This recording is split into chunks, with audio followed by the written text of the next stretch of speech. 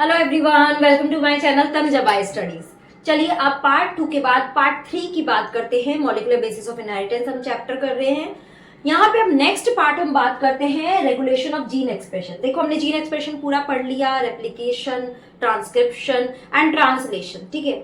But क्या हो अगर ये अनलिमिटेड मतलब हमेशा ही एक्सप्रेस होता जाएगा, चाहे हमें नीड है या नहीं उन प्रोटीन्स की, स्टिल अगर वो एक्सप्रेस होते जाएंगे, बनते जाएंगे, तो they will be no use. तो हमें उनको रेगुलेट करने की जरूरत है। We need to regulate the gene expression ताकि वो एक लिमिटेड अमाउंट में ही बने जितनी हमें रिक्वायरमेंट है। ओके, अब बात करते हैं प्रोकैरियोट और यूकैरियोट दोनों की। सबसे पहले मैं बात कर रही हूँ कि यूकैरियोट में रेगुलेशन कैसे हो सकता है।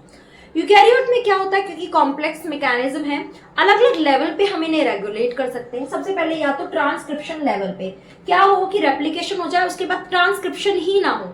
अब ट्रांसक्रिप्शन ही नहीं होगा तो क्या होगा, यहीं पर ही जीन एक्सप्रेशन स्टॉप हो जाएगा और प्रोटीन नहीं बनेगा। या फिर हमने क्या किया, प्रोसेसिंग लेवल पे रेगुलेट कर दिया, मतलब कि एचएनआरएनए जब बनता है उससे एमआरएनए ही नहीं बना, प्रोसेसिंग ही नहीं हुआ। ट्रांसक्रिप्शन हो गया बट प्रोसेसिंग नहीं हुआ। Then we can stop at transport of mRNA because as I told you, translation करने के लिए mRNA को न्यूक्लियस में से बाहर आना पड़ता है साइटोप्लाज्म में। अगर mRNA ही बाहर नहीं आएगा तो ट्रांसलेशन के लिए mRNA अवेलेबल ही नहीं होगा साइटोप्लाज्म में। तो इस स्टेप पे भी हम मतलब रेगुलेशन को, जीन एक्सप्रेशन को रेगुलेट कर सकते हैं। And the fourth one is कि ट्रांसलेशन ही ना हो, मतलब कि आ भी गया अगर mRNA तो अब क्या होगा, उसका ट्रांसलेशन नहीं होगा एंड उसकी वजह से भी हम इसको यहीं पर रेगुलेट कर सकते हैं, ठीक है ना। तो ये तो बात हुई यूकैरियोट में, बट डिफरेंस क्या होता है प्रोकैरियोट में। बिकॉज प्रोकैरियोट में as I told you transcription translation continue में होते हैं, ठीक है, एक साथ होते हैं। बिकॉज यहाँ पे कोई भी न्यूक्लियर मेम्ब्रेन नहीं है, तो यहाँ पे उसको रेगुलेट करने के लिए एक डिफरेंट पूरे जीन सीक्वेंस का एक पूरा स्ट्रक्चर होता है जिसको हम क्या बोलते हैं, ऑपेरोन। क्या बोलते हैं, ऑपेरोन। यहाँ पे एक जीन सीक्वेंस होती है, ओके, जिसको हम बोलते हैं रेगुलेटरी जीन। क्या बोलते हैं, रेगुलेटरी जीन। इसको जनरली आई से डिनोट करते हैं। I doesn't mean inducer, I inhibitor से लिया गया है। ये प्रोटीन बनाता है जिसको हम रेगुलेटरी प्रोटीन भी बोलते हैं या फिर क्या बोलते हैं, रिप्रेसर। उस प्रोटीन को हम क्या बोलते हैं, रिप्रेसर, ठीक है। उसके बाद यहाँ पे क्या होता है, प्रमोटर होता है, इसमें प्रमोटर होता है। देन इसी के पास में एक और सीक्वेंस होती है जिसको हम बोलते हैं operator, what we call operator, ठीक है। ये प्रमोटर के आगे ही एक सीक्वेंस होती है, मतलब एमआरएनए पे सीक्वेंसेस होती हैं, सॉरी डीएनए पे सीक्वेंसेस होती हैं जिन्हें हम क्या बोलते हैं, ऑपरेटर। एंड एट लास्ट उसके बाद कुछ सीक्वेंस होती है जिसको हम बोलते हैं स्ट्रक्चरल जीन्स, ठीक है, स्ट्रक्चरल जीन्स। ओके, तो ये बात करेंगे इन सब की। ऑपेरन बहुत सारे होते हैं, ये रेगुलेटरी बॉडीज होती हैं जो रेगुलेट करती है, जैसे कि फॉर एग्जांपल लैक ऑपेरॉन, ठीक है, tryptophan operon, arabinose operon, histidine operon, ठीक है। ऐसे बहुत सारे ऑपेरॉन होते हैं। फिलहाल हमारे सिलेबस में क्या है, लैक ऑपेरॉन है, तो हम लैक ऑपेरॉन की बात करेंगे। अच्छा देखिए, यहाँ पे एक ना लैंग्वेज को मैं थोड़ा सा मेंशन करना चाहूंगी। जब आप ये रेगुलेशन, जीन रेगुलेशन की बात करेंगे तो लैक ऑपेरॉन से पहले ही यहाँ पे एक ये पैराग्राफ दिया हुआ है, दिस पैराग्राफ, ओके, ये थोड़ा सा इंपॉर्टेंट है। इस पैराग्राफ को एक बार रीड कर लेना। देखिए मैं बीच में से एक लाइन बोल रही हूँ यहाँ पे, फिफ्थ लाइन जो दी हुई है, these regulatory protein can act both positively and negatively, है ना, कि ये जो रेगुलेटरी जीन है ना, इससे जो प्रोटीन बनता है ये पॉजिटिव भी एक्ट कर सकता है, नेगेटिव भी एक्ट कर सकता है। मतलब कि अगर पॉजिटिव होगा तो एक्टिवेटर का काम करेगा और नेगेटिव होगा तो रिप्रेसर का काम करेगा या इनहिबिट करने का काम करेगा। ओके, दोनों तरह से। आगे बोल रहा है, the accessibility of promoter region of prokaryote DNA is in many case regulated by the interaction of protein with sequence termed operator, है ना। तो वो क्या बोल रहा है कि इसी के साथ साथ में ये एक सीक्वेंस होती है ऑपरेटर, जो इसके साथ ये रेगुलेट होता है। Operator region is adjacent to the promoter element in most operon and in most cases the sequence of operator bind a repressor protein. ये जो प्रोटीन बनता है ना, ये जनरली इसका काम क्या है, इस ऑपरेटर पे आके बाइंड करने का।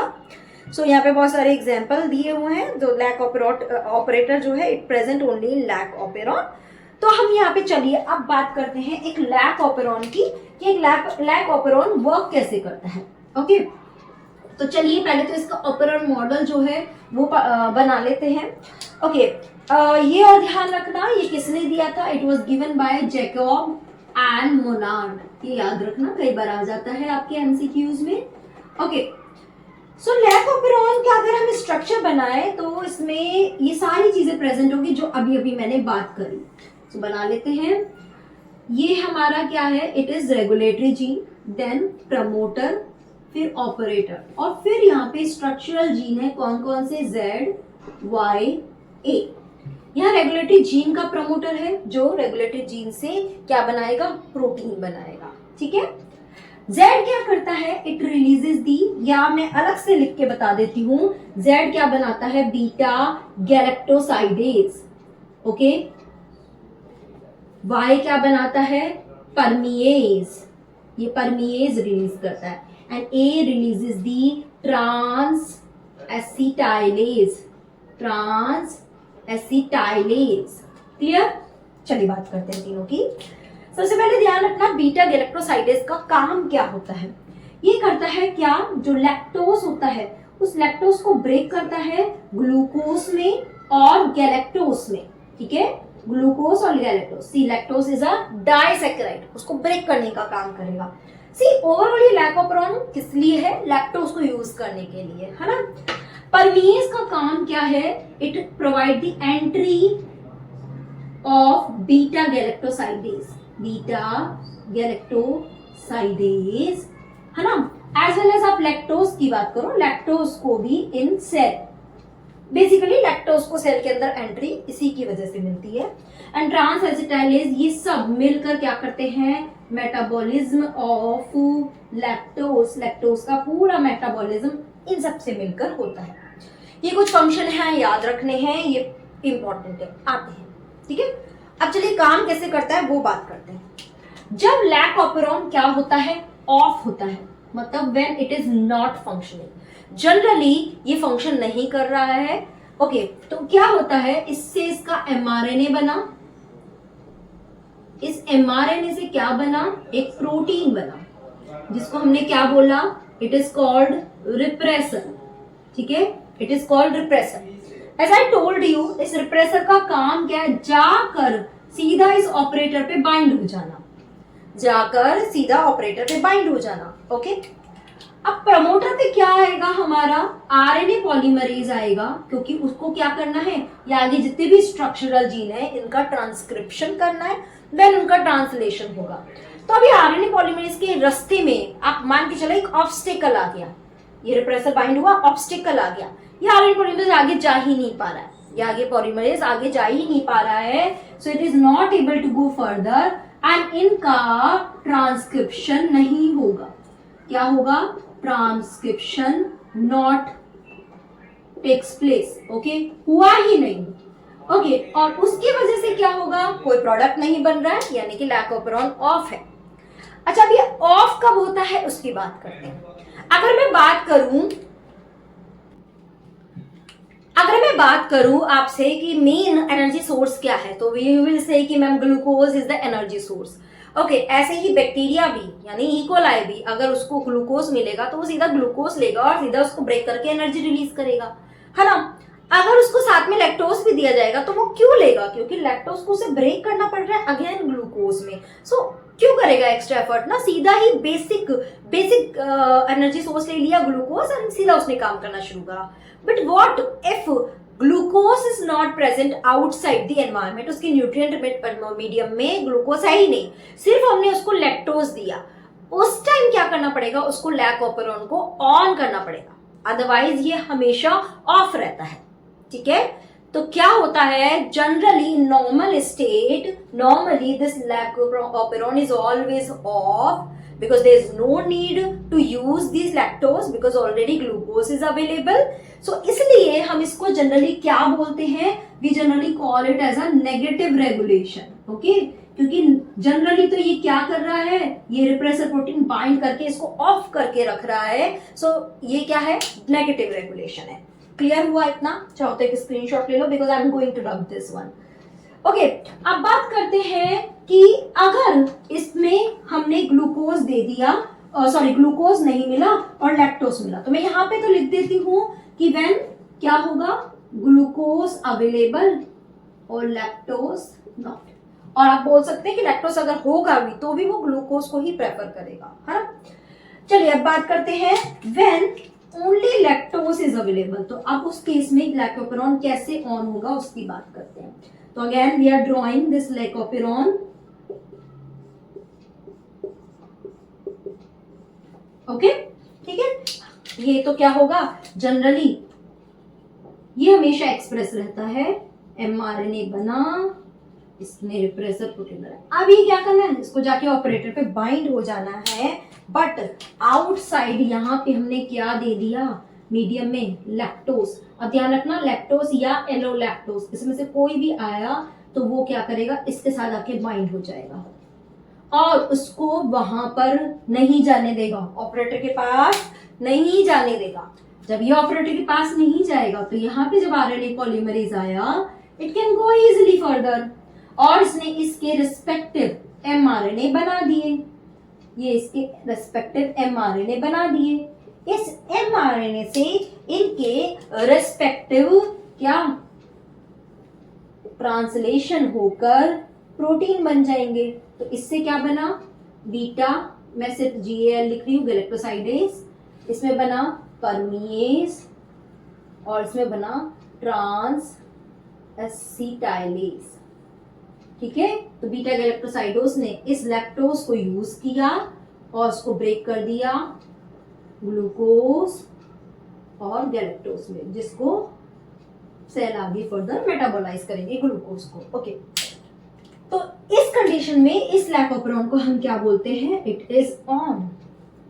आया समझ में, ओके। एक क्वेश्चन आपकी तरफ से होना चाहिए कि मैम लैक्टोज को यहाँ आके बाइंड करना है, ये लैक्टोज सेल के अंदर एंटर कैसे करेगा, ओके, बिकॉज ये सब परमीएज जो है वो एंट्री दिला रहा है लैक्टोज को, as I told you earlier, permease entry दिला रहा है लैक्टोज को, बट ये तो बाद में बन रहे हैं ना, ओके। तो इसका आंसर है कि लैक्टोज हमेशा, चाहे ग्लूकोज हो या लैक्टोज हो, व्हाटएवर इट इज प्रेजेंट, हमेशा एक स्लाइटली ऑन कंडीशन में हमेशा रहता है।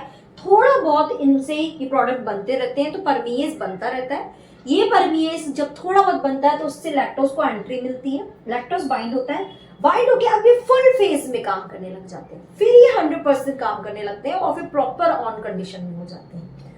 You got the answer. Question बहुत अलग अलग तरह से आते हैं, पूरा ऑपेरॉन मॉडल दे दिया, ऑपेरॉन के बेसिस पे या तो पूछ लिया कि ये क्या है, व्हाट इज दिस, या फिर लैक्टोज क्या है, या इनके एंजाइम्स के क्या रोल है, दिस ऑपरेटर का क्या रोल है ना। तो अलग अलग, तो आपको हर चीज पता होनी चाहिए और उसी रिस्पेक्ट में क्वेश्चंस आ जाते हैं। Are you clear with this thing? So I hope कि लैक ऑपेरॉन आपको समझ में आया होगा कैसे क्या होता है, ठीक है। तो चलिए अब लेते हैं human genome project, okay, full form इसका है ह्यूमन जीनोम प्रोजेक्ट। ये प्रोजेक्ट जो है वो स्टार्ट हुआ था 1990 में एंड 2003 में ये कंप्लीट हुआ था, यानी it almost take 13 years to complete this project. Project क्या था, ह्यूमन की पूरी सीक्वेंसिंग करना, डीएनए की पूरी सीक्वेंसिंग करना, सारे जीन की सीक्वेंस को पता करना, that was human genome project. किसके थ्रू हुआ था, bye US department of energy and national institute of health के थ्रू ये रन हुआ था। इसके अर्ली इयर्स में वेलकम ट्रस्ट, यूके का वेलकम ट्रस्ट है, उसने भी इसको ज्वाइन किया था, वो मेजर यहाँ पे पार्टनर था, ठीक है। ये थोड़ा सा इन्फॉर्मेशन, ओके। इसको हम मेगा प्रोजेक्ट की तरह देखते हैं।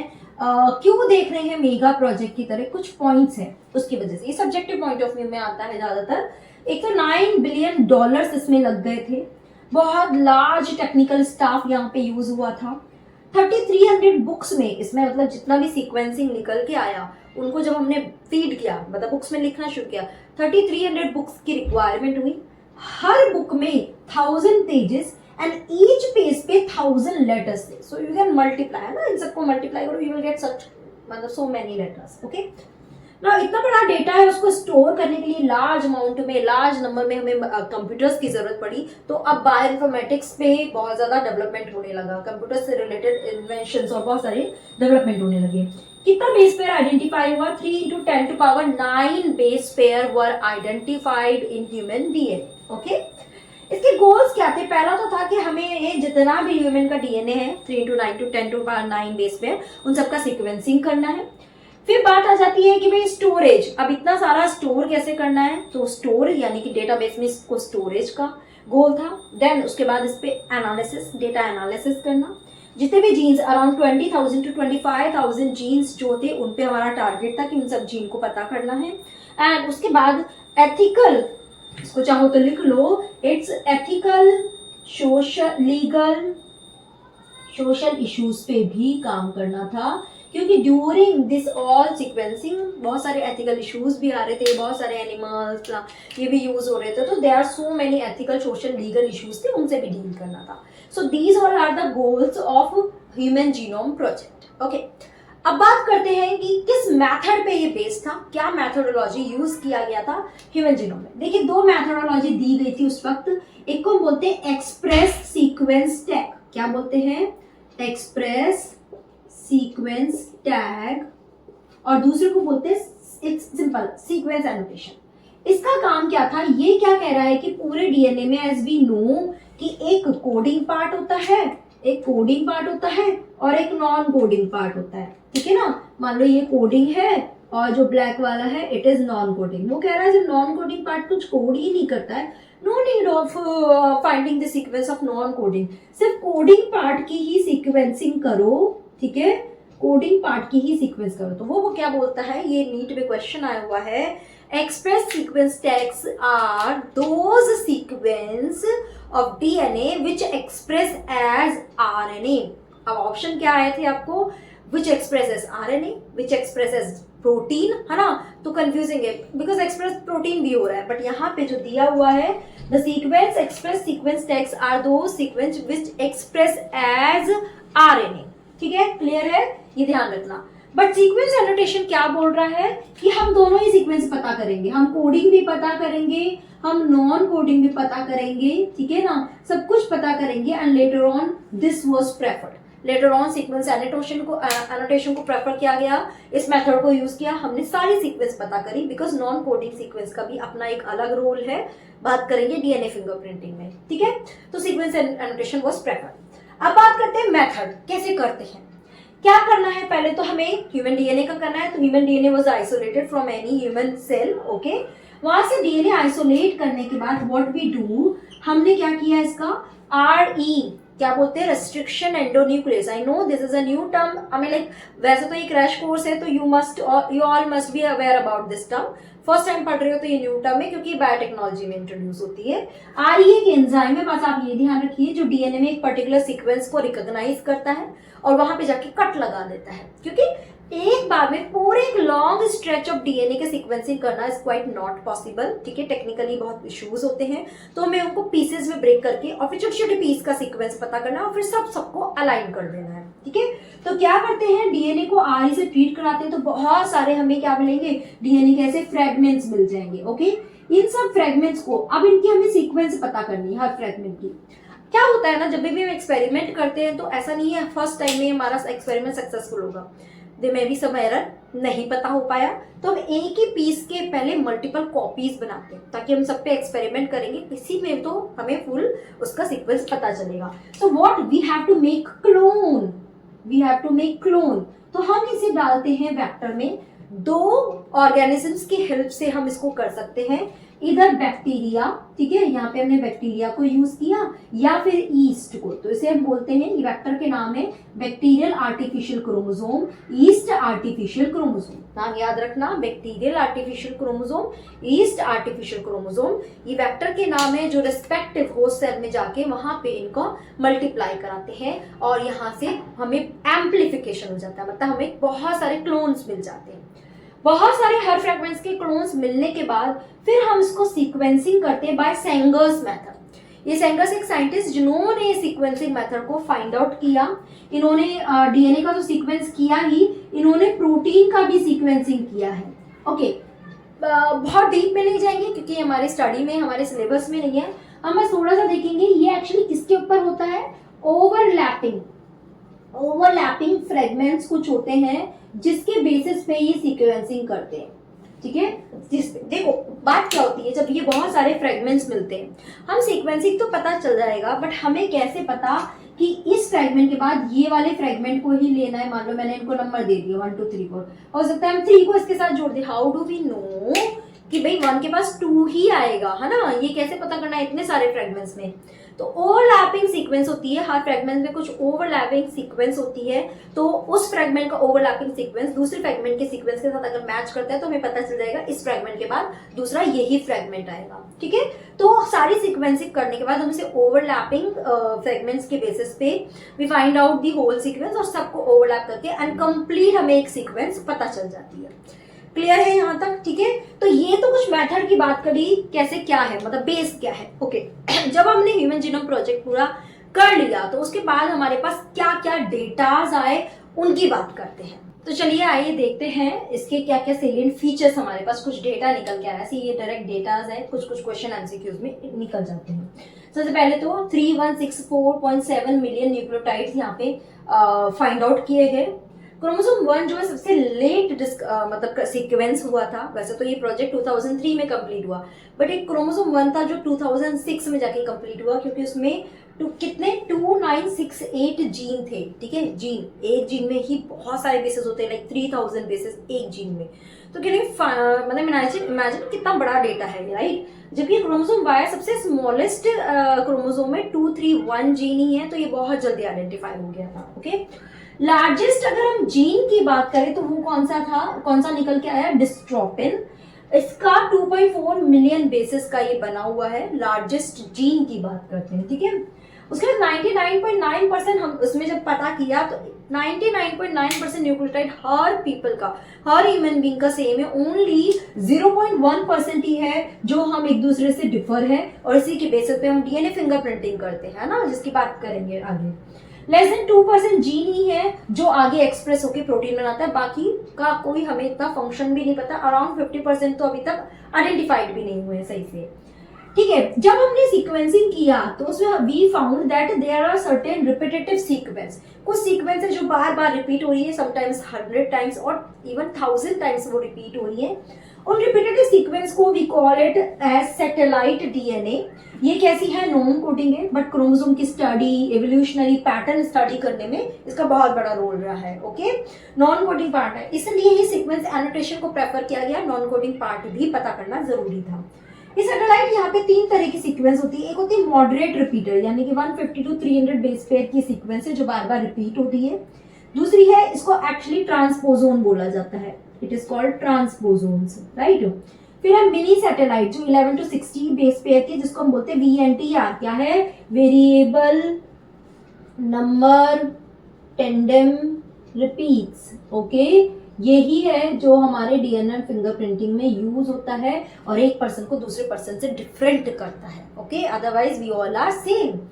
माइक्रो सैटेलाइट जो 5 to 8 बेस पेयर का होता है, इसमें होता है शॉर्ट टेंडम रिपीट्स, शॉर्ट, इसको जंक डीएनए भी जनरली बोला जाता है, ओके। एक और फाइंडिंग मिली जहां पे SNPs की बात करी, सिंगल न्यूक्लियोटाइड पॉलीमॉर्फिज्म। क्या है, सिंगल न्यूक्लियोटाइड पॉलीमॉर्फिज्म, मतलब कि अराउंड 1.4 मिलियन लोकेशंस पे क्या मिला, हर ह्यूमन का अगर हम डीएनए फाइंड आउट करें तो ये वाली कुछ लोकेशन है जहां पे सिर्फ एक सीक्वेंस, एक बेस का ही डिफरेंस है सब में, ह्यूमन में। गेटिंग मी, कि मान लो ये एक इंडिविजुअल का ह्यूमन डीएनए, ये दूसरे का, ये तीसरे का, ये चौथे का, तो यानी इस पोजीशन पे जो बेसिस था वो डिफरेंट था सब में, और सट एट वन उसी पर्टिकुलर लोकेशन पे। इसलिए हम इसको बोलते हैं सिंगल न्यूक्लियोटाइड पॉलीमॉर्फिज्म, कि एक न्यूक्लियोटाइड पे चेंज मिल रहा है और उससे वो पॉलीमॉर्फिज्म शो कर रहे हैं। इन्हें स्निप्स भी बोला जाता है, ओके। तो ये जनरली यूज होता है क्रोमोसोम लोकेशन को, डिजीज रिलेटेड जो भी सीक्वेंसिंग करना है वहां पे क्रोमोसोम की लोकेशन पता करने में ये बहुत ज्यादा हेल्पफुल है। तो ये तो हमें कुछ डेटाज मिले। एप्लीकेशन बहुत सारे हो सकते हैं, ये बहुत जनरल है, जनरली तो पूछा नहीं जाता है, फिर भी एक बार देख लेते हैं।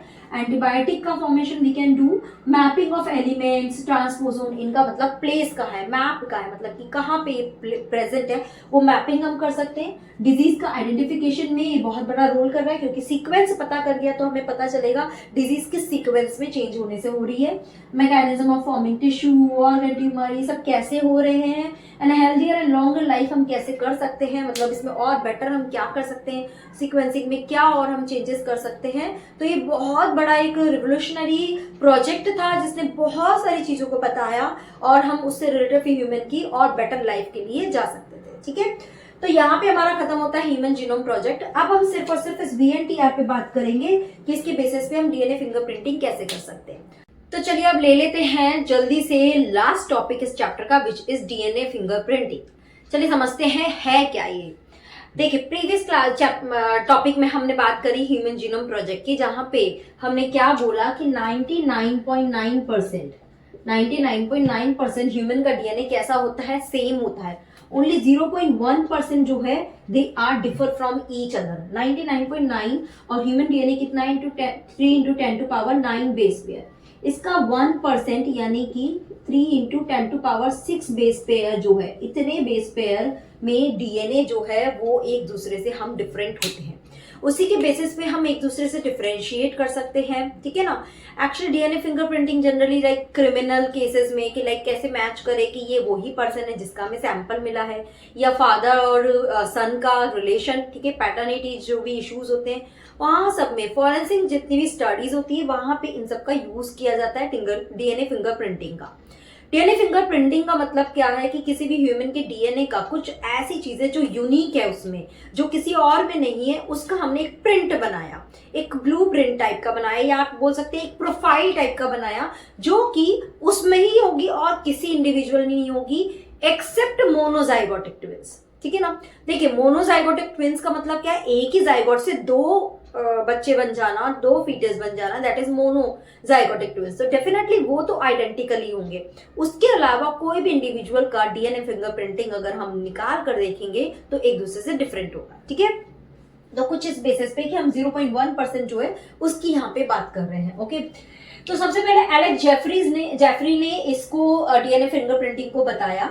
ये जो 0.1% जो ये DNA है, ये क्या हो रहा है, बहुत रिपीटेटिव DNA, बहुत ज्यादा रिपीट में प्रेजेंट होता है। इसको हम बोलते हैं सैटेलाइट DNA। इस सैटेलाइट DNA की खासियत क्या है कि इसके पास या तो AT या तो एडेनिन, थाइमिन या ग्वानिन एंड साइटोसिन, इनमें से कुछ भी रिच कंटेंट होगा। मतलब कि ऐसे आप मान लीजिए AT की ही एक सीक्वेंस होगी, AT या फिर ATGC लाइक दिस, और ये सीक्वेंस बहुत लॉन्ग स्ट्रेच में रिपीट हो रही है मल्टीपल टाइम। अब ये 100 टाइम भी हो सकता है, ये 1000 टाइम भी रिपीट हो सकती है, depend individual to individual. Okay, इसकी लेंथ ऑफ सीक्वेंस डिफर हो सकती है हर इंडिविजुअल में, एंड वो सीक्वेंस जो है, जैसे मैंने अभी ये बोला कि मान लो ATGC है तो चार बेस पेयर की लेंथ हो गई। अब ये रिपीट कितने टाइम हो रहा है, ये हर इंडिविजुअल में डिफरेंट होगा। ठीक है, कि किसी में 2 टाइम ही रिपीट हो रही है, तो किसी में 10 टाइम, किसी में 1000 टाइम, राइट। ये रिपीट्स के बेसिस पे यहाँ पे हम सीक्वेंस को बोलते हैं, हमें लाइक सीक्वेंस कितना बड़ा, उसके बेसिस पे mini satellite and micro satellite. 10 to 60 base pair को हम VNTR बोलते हैं, वेरिएबल नंबर टेंडम रिपीट्स, और इसी के बेसिस पे हम क्या निकालते हैं, the DNA fingerprinting. Okay, DNA fingerprinting इसी के बेसिस पे की जाती है। ओके, चलिए अब बात करते हैं, एक वर्ड दिया हुआ है DNA पॉलीमॉर्फिज्म। सबसे पहले पॉलीमॉर्फिज्म का मतलब क्या होता है। पॉलीमॉर्फिज्म यानी कि ऐसा जो डिफरेंस शो करे जेनेटिक लेवल पे। ठीक है, यानी कि हर DNA में, हर इंडिविजुअल के DNA में कुछ डिफरेंस है जेनेटिक लेवल पे, that is called the polymorphism. ठीक है, सपोज एक ह्यूमन बीइंग में कुछ म्यूटेशन हुआ, उसकी वजह से उसके DNA में कुछ चेंजेस हो गए, पॉलीमॉर्फिज्म क्रिएट हुआ। अब ये म्यूटेशन अगर उसके लिए हार्मफुल है तो डेफिनेटली ये वाला म्यूटेशन नेक्स्ट जनरेशन में पास नहीं होगा, मतलब वो कुछ बेनिफिट नहीं कर रहा उस ह्यूमन को, तो वो वाला म्यूटेशन नेक्स्ट जनरेशन में पास नहीं होगा, राइट। तो अब क्या हुआ, नेक्स्ट जनरेशन में नहीं मिला तो लाइक उसका तो एग्जिस्टेंस ही खत्म, राइट। तो ऐसे म्यूटेशन या ऐसे चेंजेस जेनेटिक लेवल पे जो बेनिफिशियल है और जो आगे नेक्स्ट जनरेशन में पास हो रहे हैं, इनहेरिट हो रहे हैं, उनको हम बोलते हैं DNA पॉलीमॉर्फिज्म। ठीक है, so inheritable mutation at high frequency, this is called DNA polymorphism. और इसी का ही सारा खेल है जिसपे DNA फिंगरप्रिंटिंग बेस्ड है। ओके, अब बात करते हैं कि ये जो सैटेलाइट डीएनए की मैंने बात करी VNTR सीक्वेंस, ये सीक्वेंस क्या होती है, मतलब मान लो हमारे अंदर जैसे 23 क्रोमोसोम्स है, राइट, उसमें 22 क्रोमोसोम्स में वो सीक्वेंस कौन से क्रोमोसोम में, हर क्रोमोसोम में भी प्रेजेंट हो सकती है या पर्टिकुलर किसी क्रोमोसोम में प्रेजेंट होगी। ओके, तो मान के चलती हूं मैं कि मान लो मैंने ले लिया chromosome number 7, suppose I have took chromosome number 7 of individual 1, individual 2 and individual 3, ठीक है। अब इस क्रोमोसोम 7, तीनों के क्रोमोसोम 7 ही लिए, यहाँ पे ATGC की एक सीक्वेंस है, ठीक है, वो सीक्वेंस हो सकता है इस वाले में 5 टाइम रिपीट हो रही है, दूसरे इंडिविजुअल में हो सकता है ये 6 टाइम रिपीट हो रही है, एंड तीसरे में हो सकता है ये 3 टाइम ही रिपीट हो रही है। अब इनकी खासियत क्या होती है VNTR सीक्वेंस की, ये सीक्वेंस जहां तक भी रिपीट हो रही है, ठीक है, एक पूरा स्ट्रेच जब जाता है उसके एंड में हमेशा क्या होती है, RE साइट होती है, ठीक है। RE की बात मैं पहले लेक्चर में भी कर चुकी है, मतलब कि कुछ प्रीवियस टॉपिक्स में RE को डिटेल तो बायोटेक्नोलॉजी में हम पढ़ते हैं, रेस्ट्रिक्शन एंडोन्यूक्लियस साइट होती है, यानी कि अगर मैंने इस क्रोमोसोम को RE से ट्रीट कराया तो वो क्या करेगा, यहाँ पे आके कट लगा देगा, उसको अपना रिकॉग्निशन साइट कहाँ मिलेगा, यहाँ पे मिलेगा, तो वो यहाँ आके कट लगा देगा और हमें ये 5 रिपीट का एक सेगमेंट मिल जाएगा। डिड यू गेट इट, समझ आया। हो सकता है ऐसे ही क्रोमोसोम 9 में, क्रोमोसोम 11 में कुछ अलग रिपीट हो, या कुछ सेम ही रिपीट के सेम ही सीक्वेंस के मल्टीपल रिपीट्स डिफरेंट हो, ठीक है। तो जो भी है ये हमेशा RE साइड से फ्लैंक होते हैं, they are always flank by the RE side, और जब हम RE से उसको ट्रीट कराते हैं तो हमें इतना इतना ये फ्रेगमेंट जो है वो सेपरेट हो जाएगा। ओके, यहां तक समझ में आया। अब इसे करते कैसे हैं उसकी बात करते हैं। उससे पहले मैं चाहूंगी कि थोड़ा सा देखिए, एक लैंग्वेज आपको यहाँ पता होना चाहिए, जहां DNA फिंगरप्रिंटिंग स्टार्ट हो रहा है उसके नेक्स्ट पेज की मैं बात कर रही हूँ। उसके नेक्स्ट पेज में ये ऊपर से मैं शुरू कर रही हूँ, यहाँ पे वो बोल रहे हैं कि अच्छा, मतलब प्रीवियस से मैं स्टार्ट करके जा रही हूँ।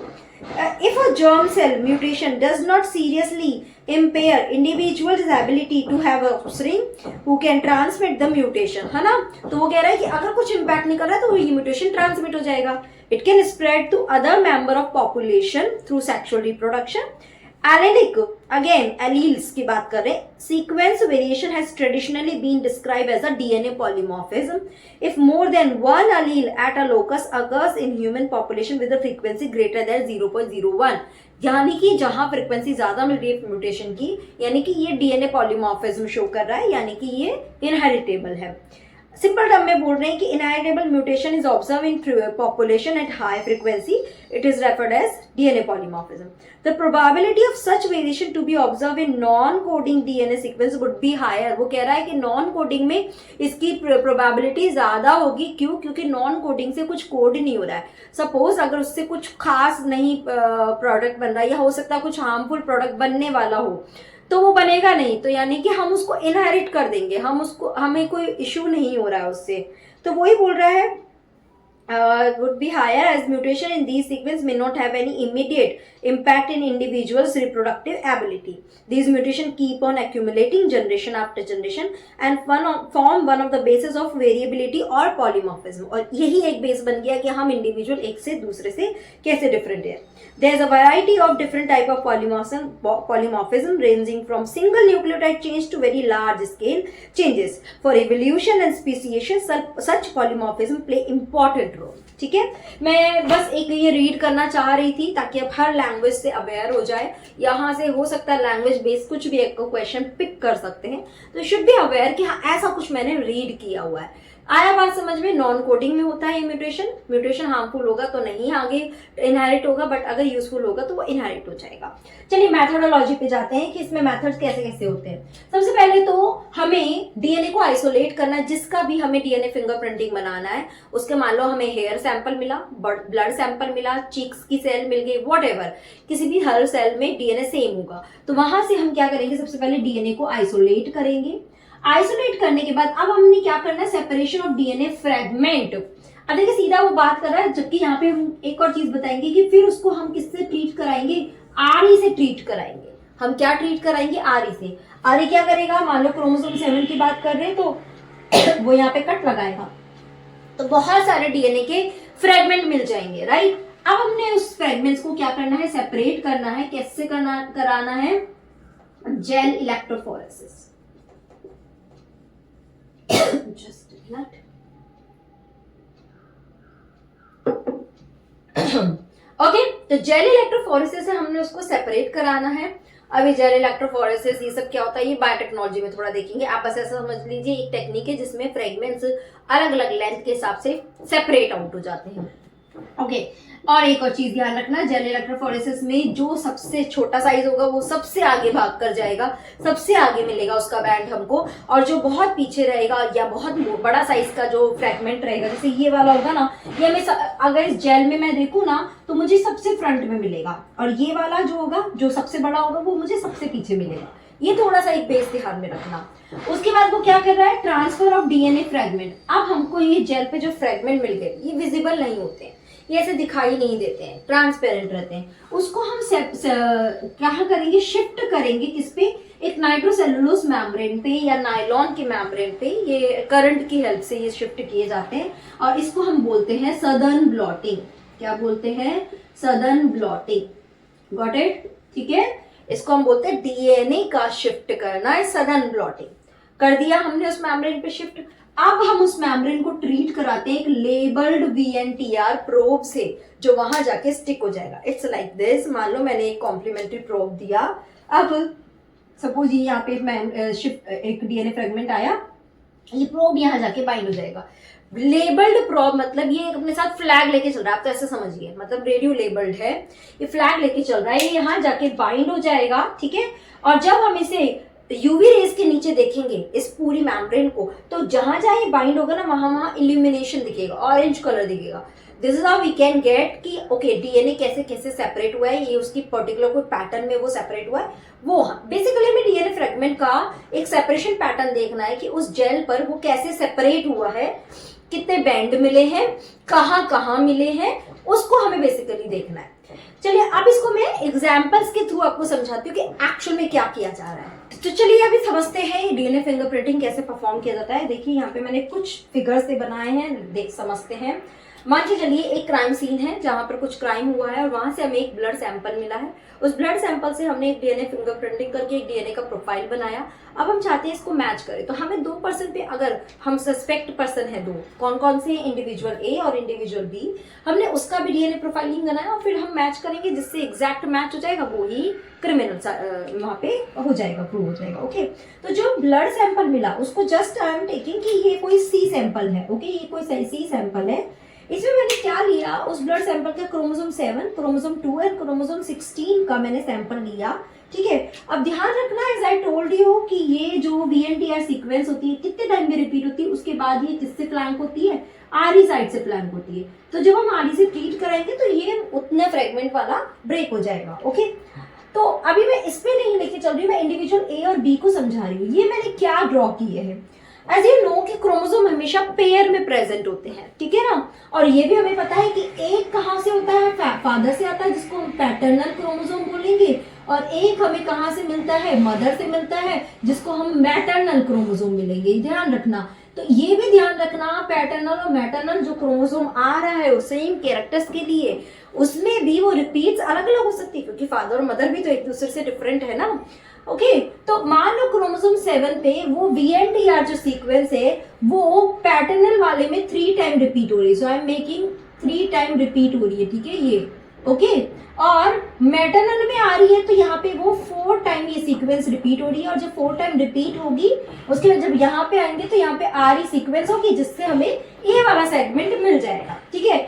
इंडिविजुअल बी में ये क्या हो रही है, 11 टाइम रिपीट हो रही है। ओके, और यहाँ पे कितने बार रिपीट हो रही है, 9 टाइम रिपीट हो रही है। ये हो रहा है यहाँ पे वीएनटीआर सीक्वेंस, तो हमें इतना बड़ा फ्रेगमेंट मिलेगा। 9 में हमें कुछ इस तरह से फ्रेगमेंट मिलेगा। ओके, अब क्रोमोसोम 2 में देख रहे हैं तो यहाँ इंडिविजुअल एक पैटर्नल क्रोमोसोम में ये 8 टाइम यहाँ पे हमें रिपीट्स मिल रहे हैं। क्या मिल रहे हैं, 8 टाइम, 1 2 3 4 5 6 7 8, और यहाँ पे 1 2 3 4 5 6 7। ओके, उसके बाद यहाँ पर अगेन 8 मिल रहा है, 1 2 3 4 5 6 7 8, और यहाँ पे 1 2 3 4 5 1 2 3 4 5 मतलब रिपीट है। ओके, क्रोमोसोम 16 में यहाँ पे क्या लिखा हुआ है कि 5 टाइम रिपीट हो रहा है, और यहाँ पे क्या हो रहा है, 10 टाइम रिपीट हो रहा है। I am just making like this, ठीक है, काउंटिंग पे मत जाइए, मैं जस्ट आपको बता रही हूँ, मैंने साइड में नंबर लिख रखे हैं। ओके, अब हमने इसको क्या करा, आरई से ट्रीट कराया, बहुत सारे फ्रेगमेंट मिल गए, जेल इलेक्ट्रोफोरेसिस कराया, फिर नाइट्रोसेलुलोज की मेम्ब्रेन पे शिफ्ट कराया, और फिर ऑटो रेडियोग्राफी के अंदर देखा तो हमें कुछ बैंड्स मिले इल्यूमिनेट करते हुए। अब उन बैंड्स को मैं बनाती हूँ। मैं इंडिविजुअल ए का बात करूं, मैंने इंडिविजुअल ए, यहाँ पे मैंने कुछ नंबरिंग दे दी है 1 2 3 4 5 6। ओके, ये for our understanding I am telling you. मैं जब क्रोमोसोम 7 की बात कर रही हूँ तो 3 और 4 का फ्रेगमेंट मिलेगा। 3 यानी कि 3 पे मुझे एक तो फ्रेगमेंट यहाँ मिला और एक फ्रेगमेंट मुझे यहाँ पे मिला इंडिविजुअल ए में। इंडिविजुअल बी में मुझे कहाँ मिला, एक 9 पे मिला और एक 11 पे मिला। ठीक है, ओके। अब बात करते हैं क्रोमोसोम 2, यहाँ पर मुझे 8 फ्रेगमेंट का मतलब 8 रिपीट का फ्रेगमेंट मिला, तो वो करीब इस वाली लेंथ में आएगा। एज आई टोल्ड यू, छोटा साइज होता है सबसे आगे जाता है, बड़ा साइज होता है पीछे ही रह जाता है, क्योंकि तब जा ही नहीं पाता आगे। ओके, एक 8 पे मिला और एक मुझे 7 पे मिला, राइट। यहाँ पे अगेन मुझे एक 8 पे मिला और एक मुझे मिला 5 पर। ठीक है, अब बात करते हैं क्रोमोसोम 16 की। यहाँ पे अगेन मुझे कहाँ पे मिला, यहाँ पे 5 पे मिला इंडिविजुअल ए में और एक मुझे मिला 10 पर। ओके, यहाँ पे कहाँ मिला, 5 पे, अगेन यहाँ पे एक और बैंड मिल गया मुझे और एक मिला 2 पर। ठीक है, तो ये हो गया हमारा डीएनए प्रोफाइलिंग। सी कलर में डिफरेंशिएट करने की वजह से आपको अलग अलग क्रोमोसोम के लिए अलग अलग कलर दिखा रही हूँ। ऐसा कुछ हमारा डीएनए प्रोफाइलिंग हमें मिल गया। ओके, जब ब्लड सैंपल का हम ले रहे हैं तो वहां पे मुझे देखो, अब आप मुझे आंसर करेंगे ये किससे मैच कर रहा है। मुझे प्रोफाइल मिल रहा है ब्लड सैंपल का, it's like this.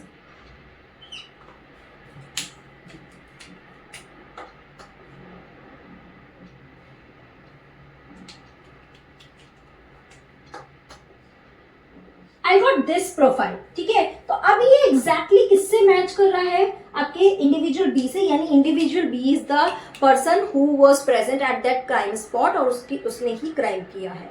Okay, did you get it? समझ में आया डीएनए प्रोफाइलिंग कैसे? क्योंकि और ये ध्यान रखना, पैटर्न और मैटरनल के रिपीट्स अलग अलग होते हैं क्योंकि सब इंडिविजुअल एक दूसरे से डिफरेंट होते हैं। ओके, ऐसे ही पैटर्निटी इश्यूज भी सॉल्व किए जाते हैं जहाँ पे फादर और सन का रिलेशन देखा जाता है कि क्या फादर उसी का ही है। बट ध्यान रखना, फादर और सन का जब डीएनए प्रोफाइल देखेंगे एग्जैक्ट सिमिलर तो नहीं होगा, because they are also differ from each other. But yes, father से जो आए होंगे ना रिपीट्स, वो वाले रिपीट्स एग्जैक्ट सेम होंगे उस सन में।